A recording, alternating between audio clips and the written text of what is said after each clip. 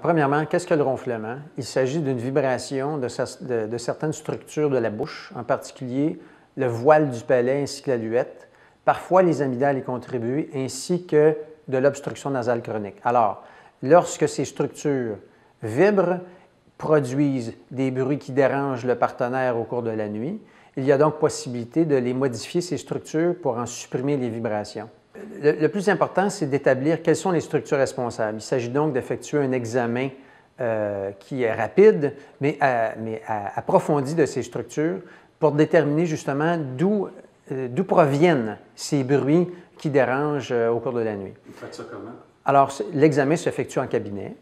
On examine le nez adéquatement, ces structures cartilagineuses en particulier, s'assurer qu'il n'y a pas d'hypertrophie des cornets à l'intérieur du nez qui pourrait expliquer justement cette obstruction nasale. C'est souvent une combinaison, mais par contre, le ronflement comme en soi, c'est une vibration des structures de la bouche, comme je disais, le palais ainsi que la luette, et les autres structures anatomiques peuvent contribuer à la vibration.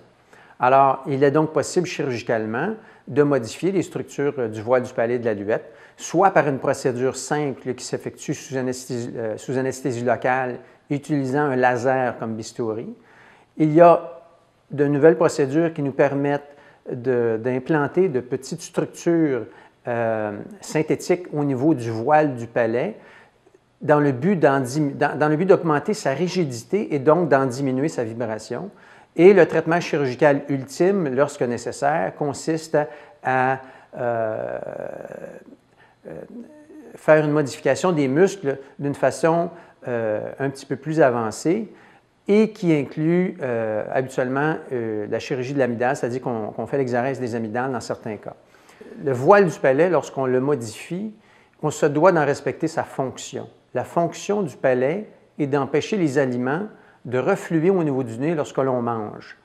Il s'agit donc d'atténuer le plus possible la vibration tout en préservant 100% de la fonction du voile du palais.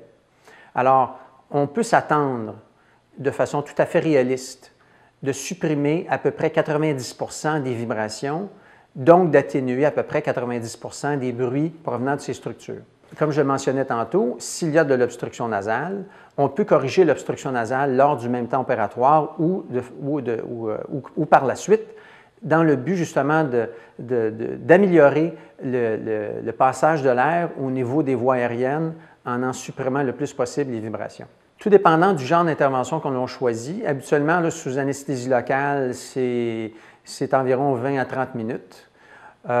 Sous anesthésie générale lorsque nécessaire, à ce moment-là, ça peut prendre à peu près 45 minutes, tout dépendant de l'intervention qui sera nécessaire pour le patient en particulier. Parce que chaque patient requiert un traitement différent d'un autre en fonction des structures anatomiques responsables des vibrations, donc des bruits nocturnes.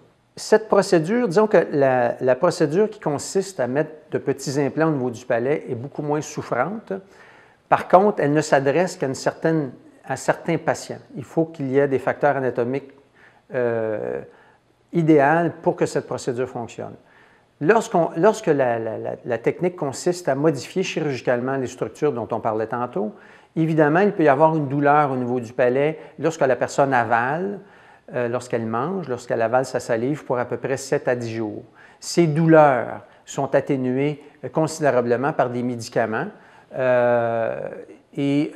lorsque l'intervention se fait sous anesthésie locale, il est même possible que les gens retournent au travail le lendemain ou 2 ou 3 jours plus tard.